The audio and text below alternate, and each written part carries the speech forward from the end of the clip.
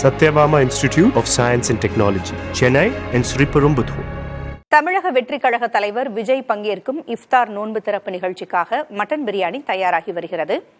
கூடுதல் தகவல்களை வழங்க செய்தியாளர் சந்தானம் இணைந்திருக்கிறார். சந்தானம், தமிழக வெற்றி கழகத்தின் தலைவர் விஜய் இஃப்தார் நோன்பு திறப்பு நிகழ்ச்சியில் பங்கேற்க இருக்கிறார். நிகழ்ச்சிக்கான ஏற்பாடுகள் குறித்த விவரங்கள் என்ன? எப்பொழுது அவர் கலந்து கொள்ள இருக்கிறார்?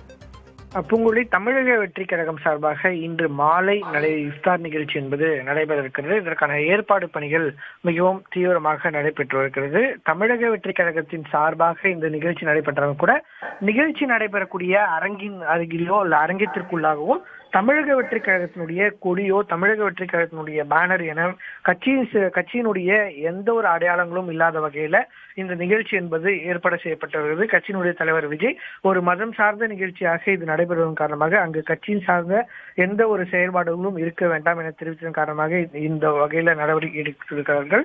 குறிப்பாக தமிழக வெற்றி கழகத்தினுடைய கட்சி நிர்வாகிகள் ஒவ்வொரு மாவட்டத்திலிருந்து 10 பேர் என கட்சியினுடைய 600 பேர் கட்சியினுடைய முஸ்லிம்கள் தமிழ்நாடு முழுவதும் கட்சி சார்பாக இருக்கக்கூடிய முஸ்லிம்கள் பங்கேற்கிறாங்க.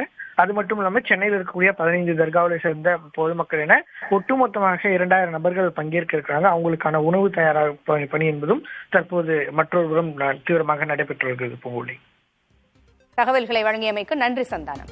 Satyabama Institute of Science and Technology, Chennai and Sriperumbudur.